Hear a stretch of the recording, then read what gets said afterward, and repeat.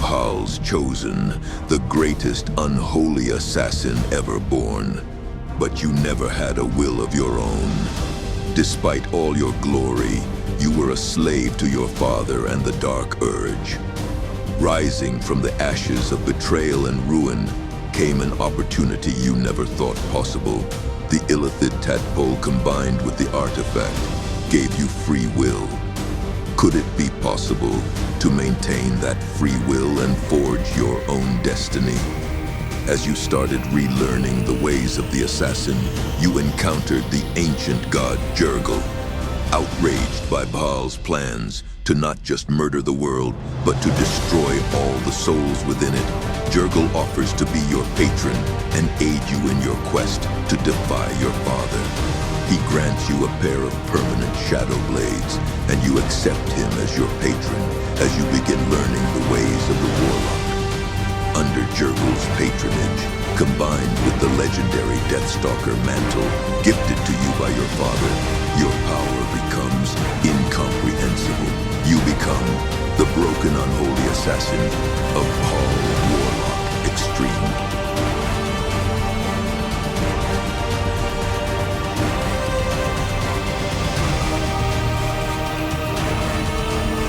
Broken Bhaallockx, leaving a bloody trail of broken Bhaallockx behind you.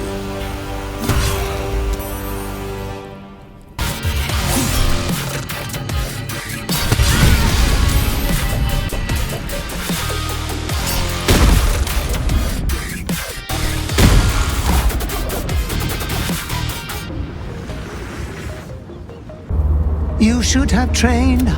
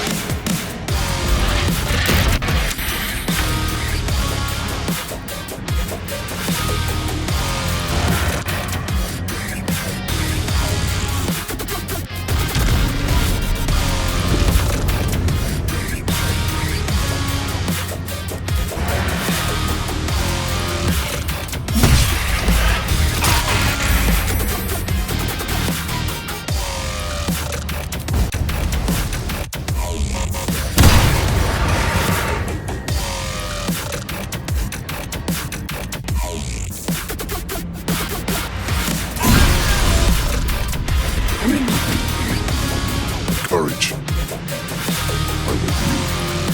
How tiresome. Hi everyone, I'm Xander, and today I want to share with you my ultimate BG3 character build, Bhaallockx, a multi-class assassin of Bhaal and Warlock. The Bhaallockx is really fun to play the storyline with. It gets to an 18 dex and 18 charisma in Act 1 with expertise in sleight of hand, stealth, persuasion, intimidation, and deception. Get the best deals at merchants, win every dialogue negotiation, pick every lock. The 3 levels of Rogue let you use Dash as a bonus action, and Crusher's Ring gives you extra movement. Don't let the Charming Rogue fool you though, this build is an absolutely vicious killer. Plus, 11 initiative means you always go first. Double charisma bonus for melee damage, area of effect, fear on every crit and ice circles on every hit, double psychic damage, invisibility on the first kill of every round, 100% crit on surprised enemies, immune to magic darkness with advantage in low light, use bonus action for an extra main hand attack, and unlimited Eldritch Blasts with knockback. The key to playing this build is to go first and be invisible before it's the enemy's turn. Your first attack that initiates combat is a free action for an assassin. If you manage to surprise the enemy, you get a round of free hits that are all crits. Then on the first actual round, stop attacking after your first kill and stay invisible. By level 12, you can easily dish out over 150 damage per crit and over 600 damage before the enemy can even react, and by then, you're invisible. I knew you were a thief. Didn't realize you were a killer. I'm impressed. And just a little bit intimidated. All the footage in this video is in honor mode difficulty with only cosmetic mods. The Shadow Blade hack makes life easier at levels 3 through 6, but becomes irrelevant by early Act 2. Most S tier builds have impressive Nova rounds, but burn out fast and need a long rest to continue. This build competes on damage with those builds, but has infinite endurance. Just about everything does not expend a slot or a resource. It just keeps going round after round after round. And to prove it, I'm going to do Act 3 solo at honor mode difficulty with only one long rest when I reach level 12 so that I can recast Shadow Blade and apply cold with the Drake Throat Glaive. You must start out with the Dark Urge Origin for this build. I recommend the half-orc race because you will get extra damage on crits. Pick Rogue as your starting class with a 16 dex. At level 3, become an assassin. Use the Shadow Blade exploit to have Wither's Hirelings make you a pair of permanent 2d8 Shadow Blades. These will help a lot at levels 3 through 5. You can pick up Crusher's Ring, which is an optimal item through the end of game, and Minthera's Spider Silk Armor, which is your best armor until early Act 3.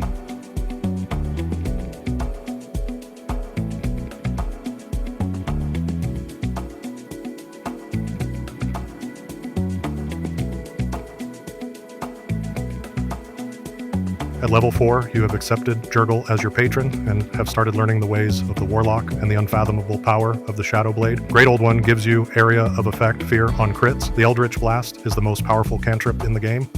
It is a handy backup when dealing with psychic immune enemies since it does force damage, but can also be upgraded to knock back enemies, and it can trigger surprise attacks at range.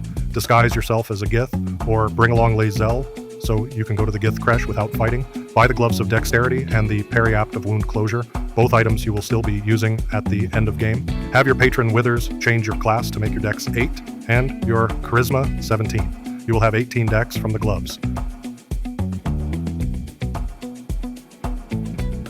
At Warlock level 2, Agonizing Blast adds your Charisma modifier to your damage for each missile. Devil's Sight makes you immune to both magical and non-magical darkness.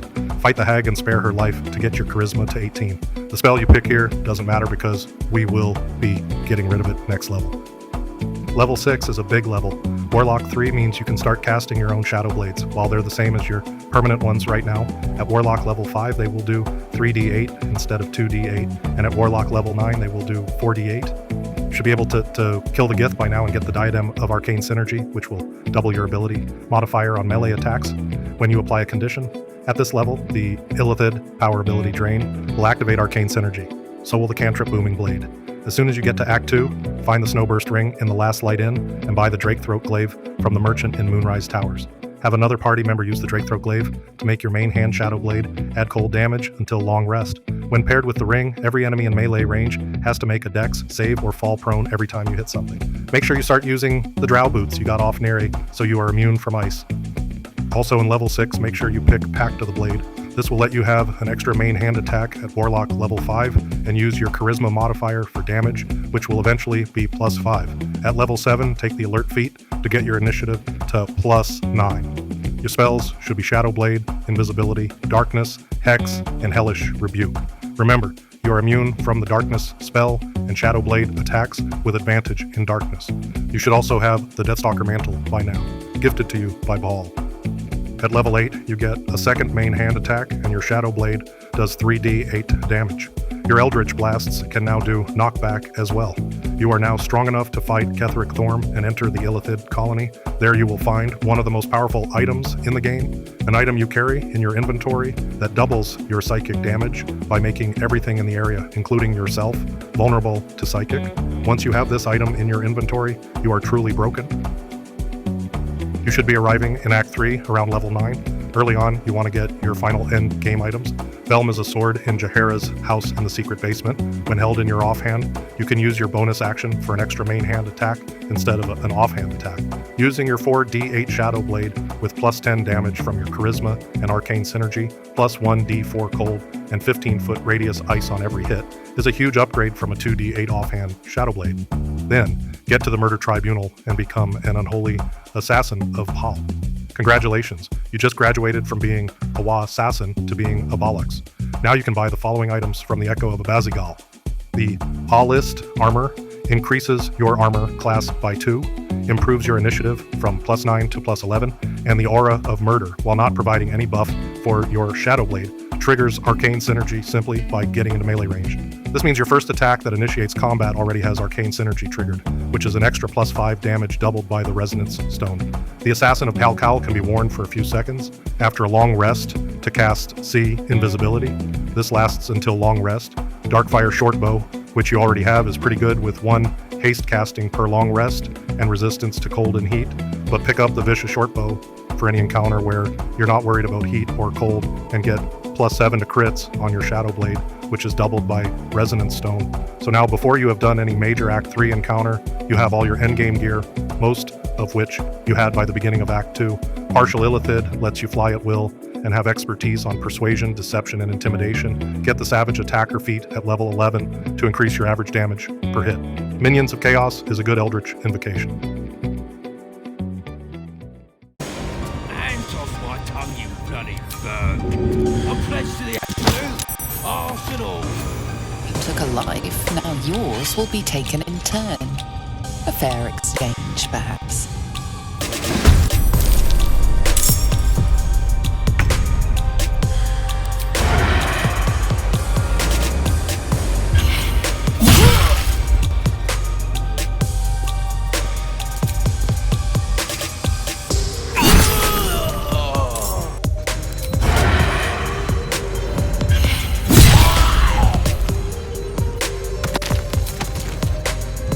You've made a grave mistake.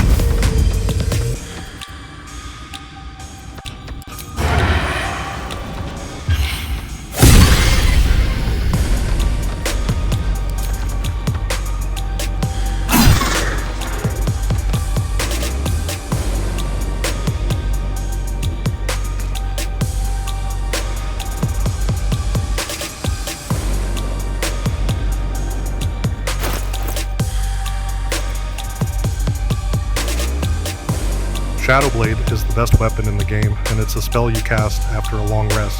Warlocks don't have access to the haste spell, but the Darkfire shortbow gives you 1 haste per long rest and resistance to cold and fire.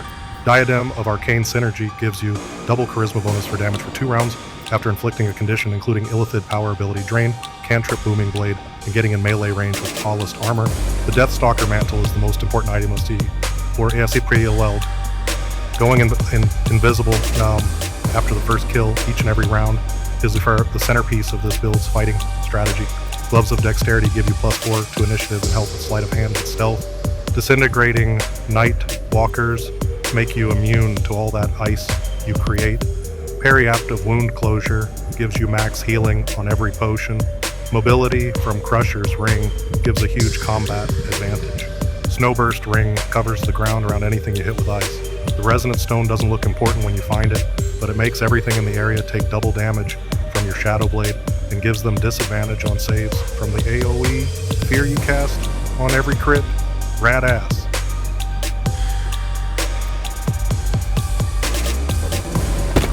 I feel glorious.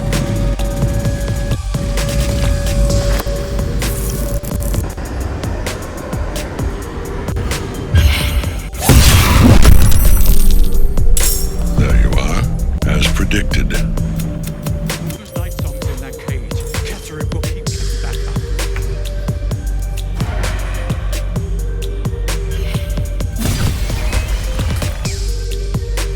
In early Act 3, you get the rest of your in-game items at around level 9. The merchant at the Murder Tribunal will sell you the Paulus Cowl, the Paulus Armor, and the Vicious Short Bow. The Paulus Cowl lets you cast See Invisibility after a long rest and lasts until your next long rest.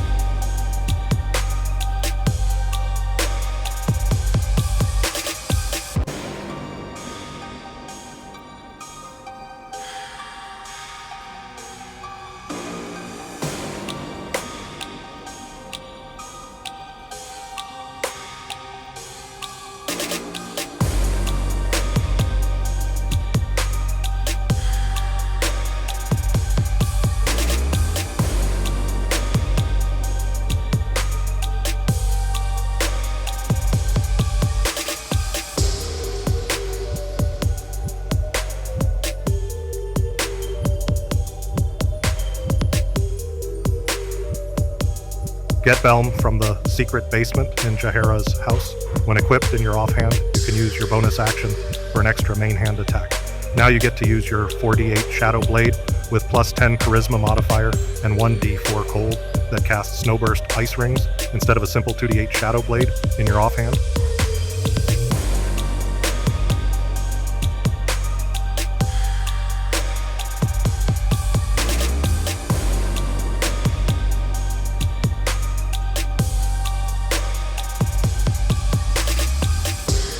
Vicious Shortbow purchased from the Murder Tribunal adds 7 damage to crits, which becomes 14 with the Resonant Stone.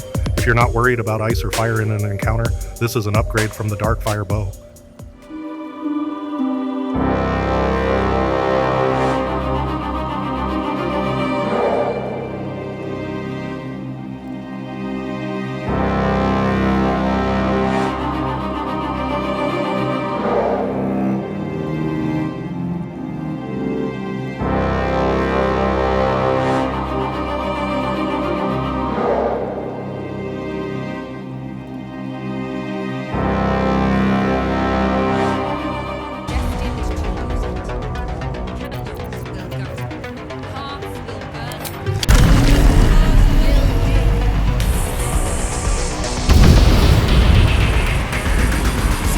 Allowed to be here. It might be wise to walk away.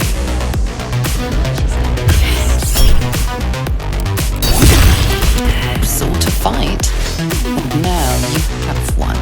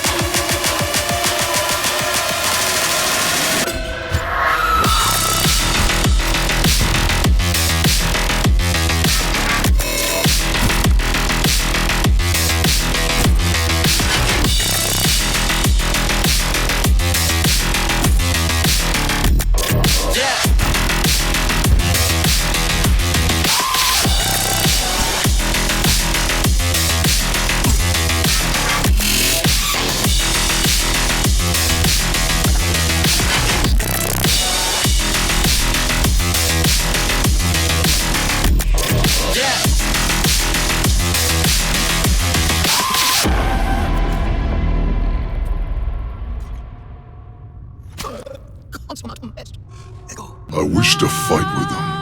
All mortal life expire. Souls go to their dooms in flame forevermore.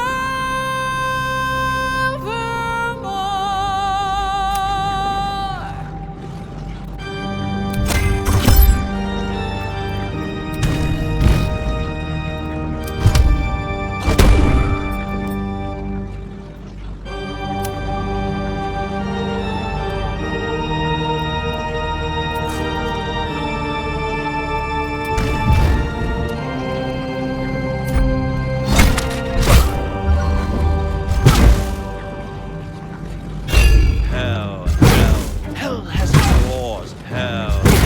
Effect in the cause. Curtain falls, but hold your applause. Swerve, for now down here come the claws.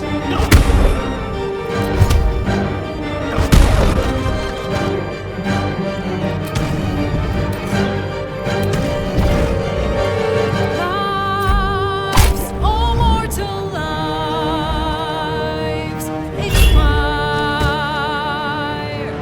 Souls go to their dooms in flame forevermore.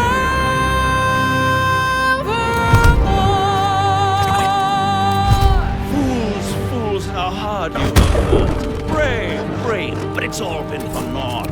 True souls that could be bought, doomed, detected, and caught.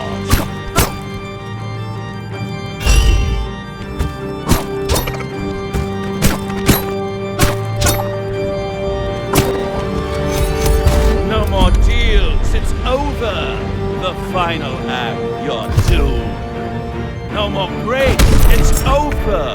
This house of hope.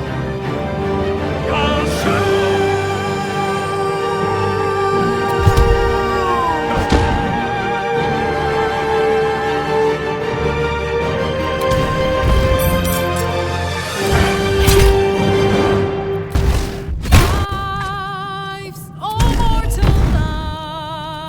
lives expire. Souls go to their dooms in flame forevermore.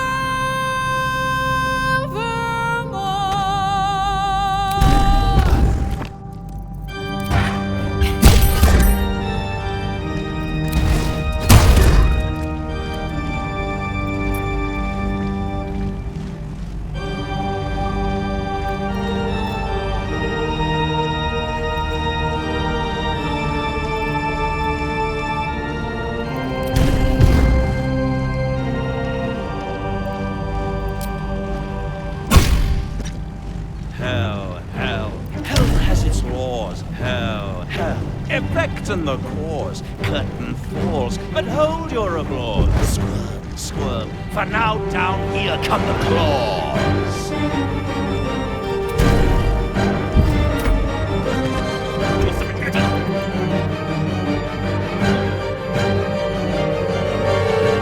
Lives, all mortal lives expire. Souls go to their dooms in flame forevermore.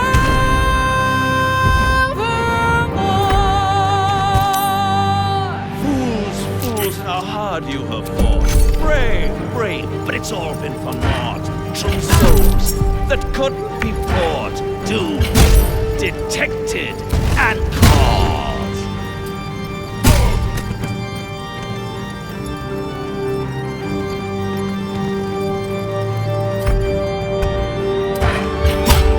No more deals, it's over.